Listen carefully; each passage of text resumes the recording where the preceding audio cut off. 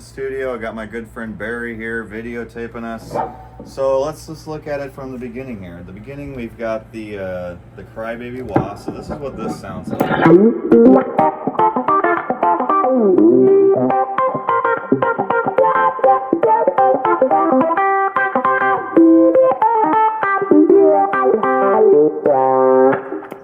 Standard wah pedal. I mean, you can get that pretty much anywhere.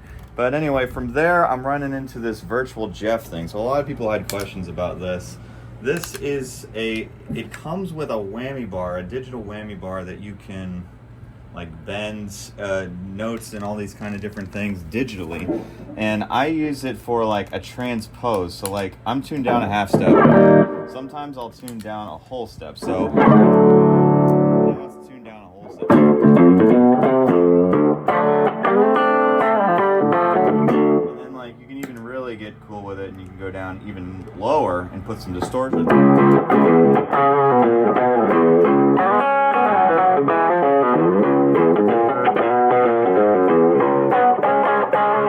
So that's pretty cool. And sometimes I'll even go down like a whole step.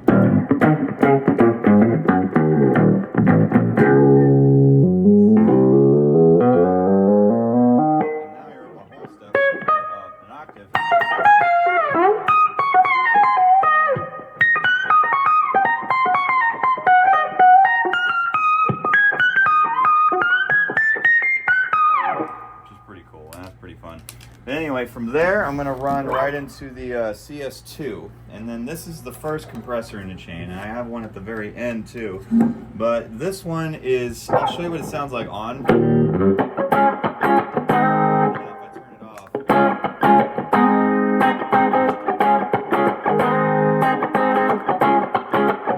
definitely gets louder with it off, but...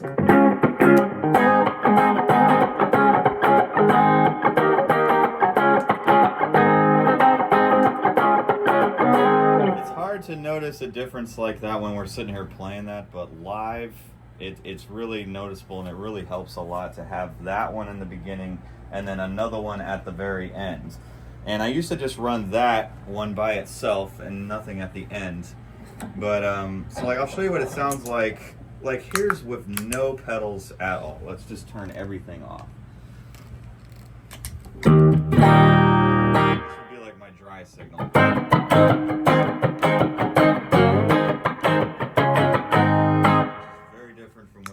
Hearing. So let me turn everything back on, and now here it is again.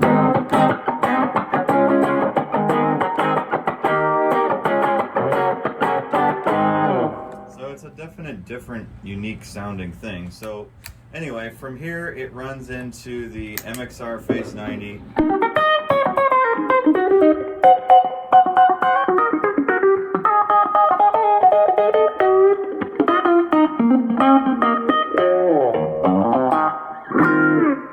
Thing is pretty cool, and I just have the dial set all the way back, and I do not have the script mode engaged. I just don't like the sound of that. I have a script Phase 90 and it doesn't really sound like that, but I do like the way this sounds, so that one goes on the board. But anyway, from there we run to the King of Tone, and this is just always on, the first distortion. I took it off.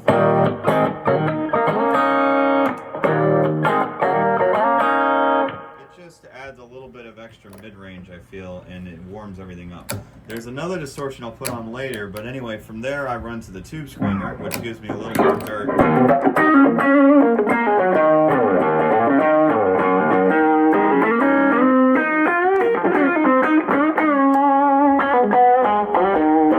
then I could also kick on the other drive, and you get some really crazy, like, Trey Anastasio type of tones, like...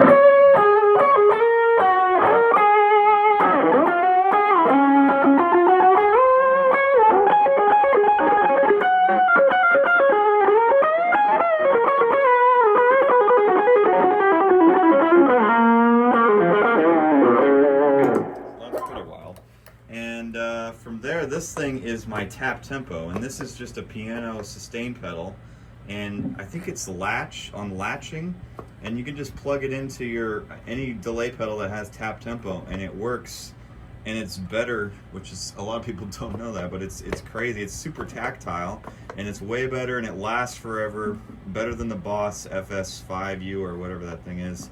I've been through like 10 of those things, and then I plugged in a piano sustainer and found that it did that. And so that's controlling this thing. So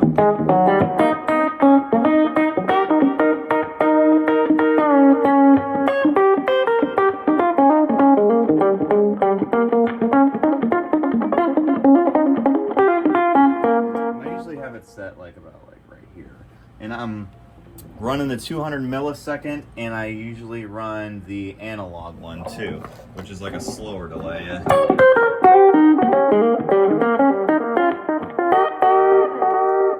that one, and then from there I run to another delay, which is the flashback, and this one's just a bit more spacey.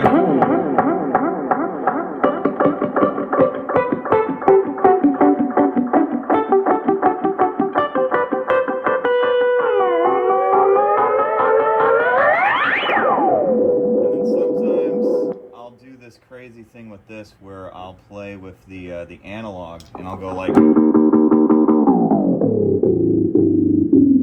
then like,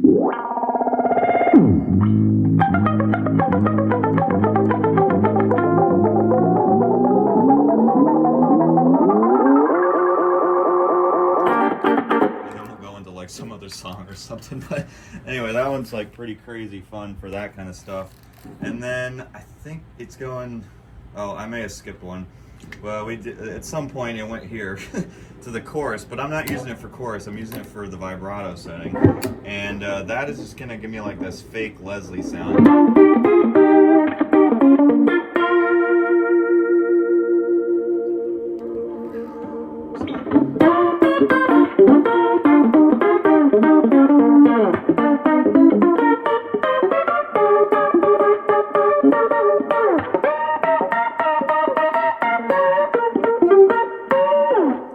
That one's pretty cool. The chorus on it is really, really good too, if you're playing any kind of 80s anything. So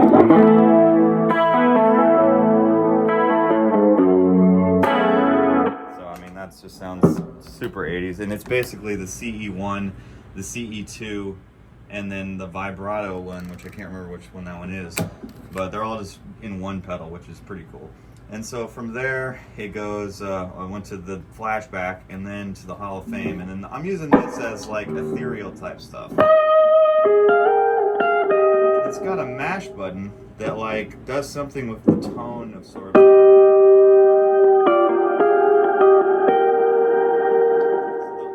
The harder I press on it, the more it like feeds back through itself.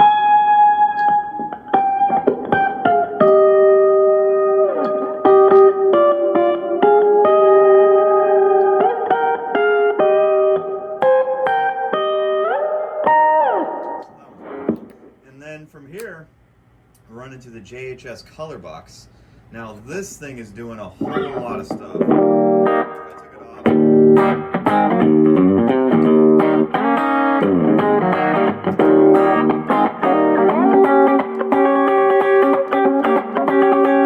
And I just sat here and did all the knobs until they just sounded really good for what I wanted to do, for the sound I was trying to get.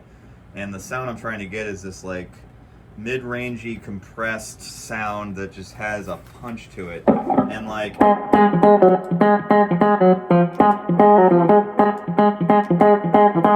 bops harder with that, and it's kind of like a mastering plugin. It's like a Neve console preamp, like a channel strip or something like that, which is pretty cool.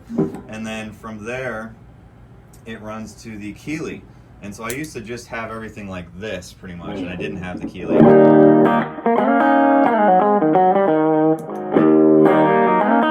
that's really where this magic sauce is coming from.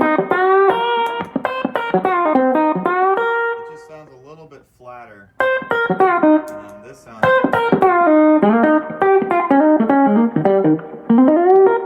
It just sounds more alive with it on.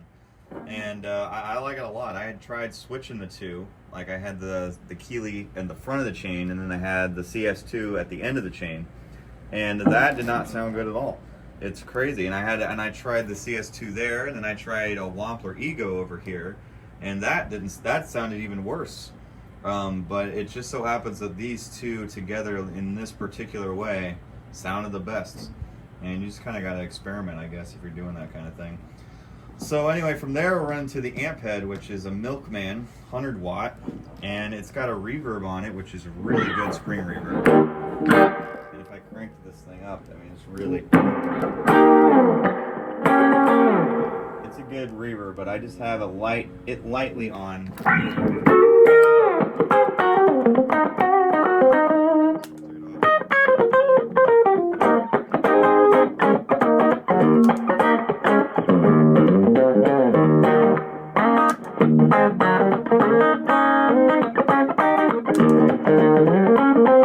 It's a pretty good reverb. And then that's it. I'm running that into my cab over here. And the cab is just it's a Jensen Jet speaker. I'm kind of experimenting a little bit with the mic placements, where we've got like a condenser mic and I've got a 57 of sorts. I don't know, I just watched a Rick Beato video like right before I came in here, and I was like, let's figure this out. I don't know, well, hopefully it sounds good to you guys. But anyway, that's it. That's the rig. Thank you, Barry, for filming this. And we'll see you guys on the next one.